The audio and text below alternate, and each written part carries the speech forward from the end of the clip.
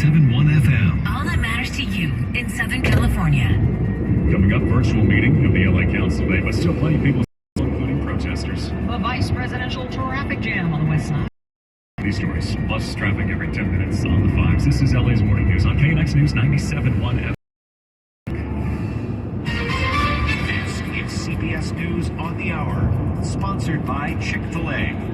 I'm Deborah Rodriguez. President is promising to put the abortion issue front and center if things go Democrats' way in next month's elections.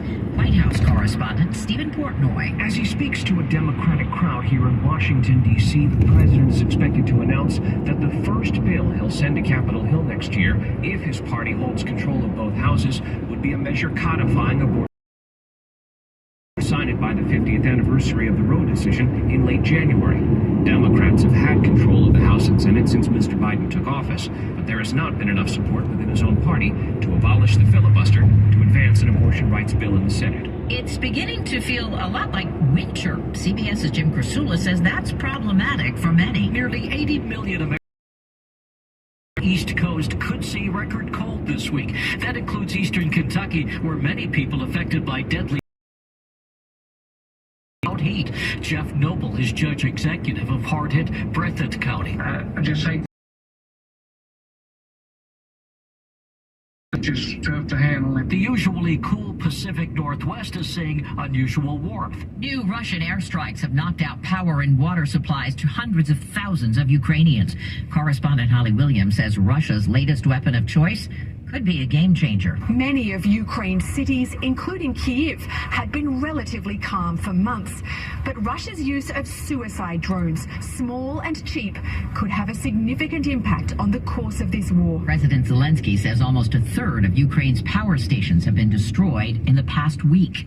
New research finds chemical processing that makes your hair smooth and curl-free could be dangerous to a woman's health. Here's CBS's Vicki Barker. The study suggests women who use hair straightening products are more than 2.5 times more likely to develop uterine cancer. Hair straighteners contain so-called endocrine disrupting a raised risk of breast and ovarian cancer. Book lovers, Oprah has shared her latest favorite with CBS Mornings. It's Demon Copperfield by Barbara Kingsolver, a modern retelling of David Copperfield. Kingsolver tells CBS she was inspired after she and her husband booked a room in Charles Dickens' former home on the ocean in Britain. We had it all to ourselves, and they said, sure, make use of the place, sit wherever you want, including Dickens's study. The book tells the story of a red-headed boy born to a aged mother in southern Appalachia in the late 1990s amid the opioid crisis.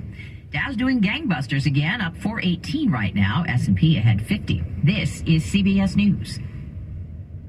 Brought to you by Chick-fil-A. Order a grilled spicy delight on the Chick-fil-A app today. It's spicy and full of flavor. Available for a limited time.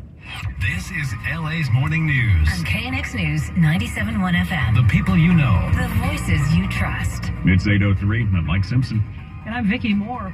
A virtual city council meeting at LA City Hall this morning are not going over well with activists, and reps from about 20 groups are going to be outside City Hall making themselves heard on this race and redistricting scandal outside City Hall this morning. Our John Baird. The council is supposedly meeting online today because one council member, Mike Bonin, tested positive for COVID last week. And among other things, protesters are angry about that. They say it's farce and believe the council's going online to avoid the chaos, which we saw last week when the council members were shouted down during meetings. Interim President Mitchell Farrell says his embattled colleague Gil Cedillo will skip the virtual meeting, but he's not been Kevin DeLeon, who's also under pressure to resign. One protester said those two better not show up to any meetings, especially when it comes to in-person meetings at City Hall. If the remaining city councils do not physically remove Gil Cedillo and Kevin DeLeon from city council chambers like they would do us, I have no respect for them. That's Reverend James Thomas. Again, the meetings this week are virtual, but the demonstrators believe the council is going that route so they don't have to deal with the public.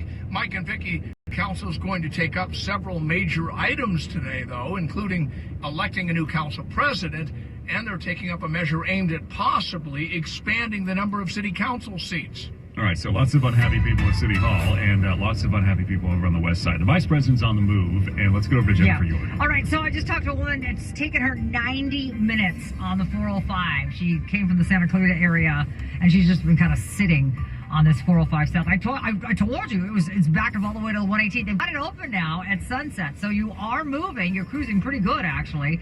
Motorcade's heading down to LAX. Her departure time, Kamala Harris's departure time, 8:20. So I'm sure she's in that area almost, already. There's just this rippling effect of getting that 405 South to be unstuck. I mean, I heard an hour.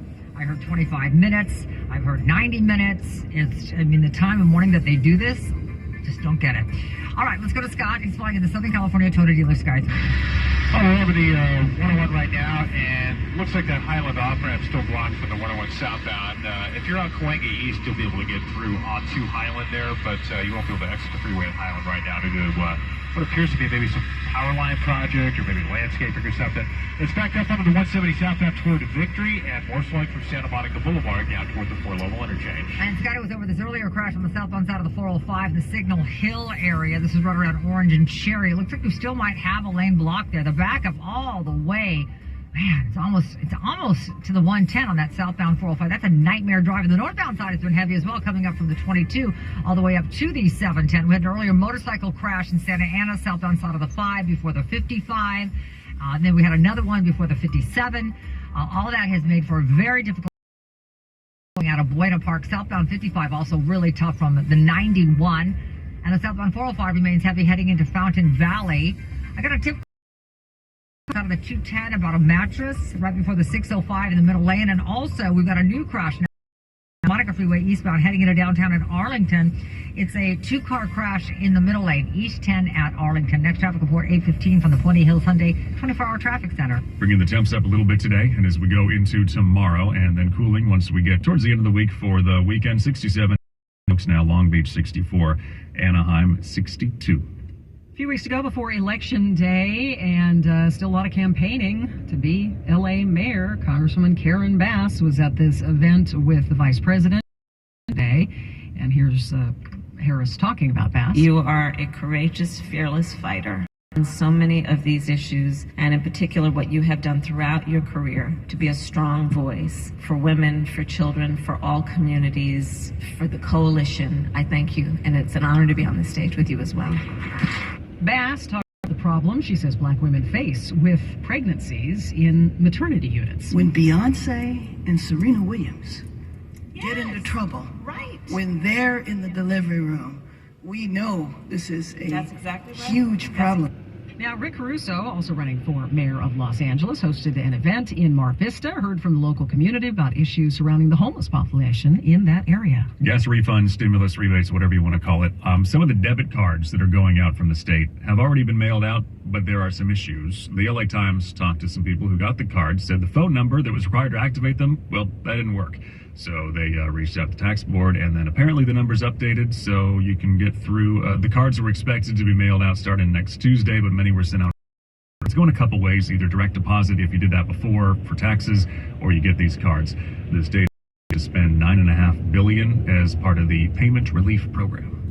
Home and business owners in some fire-prone areas are now supposed to get a break on their fire insurance. We get more from our Emily Valdez. A new state law forces the insurance companies to offer discounts to property owners who reduce their wildfire risk. You know, defensible space, no wood roofs, no bushes touching the home, things like that. Amy Bach is with United Policyholders. She advocated for the law. What we'd like to see, 15% discounts. That was what we like to see. I'm a consumer advocate. I think, 5% isn't enough really to pencil out for people. Put in and to make your home wildfire safe. Bach tells KNX while the law will take time to implement, people can call their insurance companies now because some may already be offering it. Emily Valdez, KNX News 97.1 FM. Teacher Cajon High in San Bernardino has been placed on administrative leave, was caught on tape saying he wanted to slam a female student's face into the wall. This cell phone, put it online, everybody saw it. Now, other current and former students are coming forward saying this teacher bullied and harassed them too, so the San Bernardino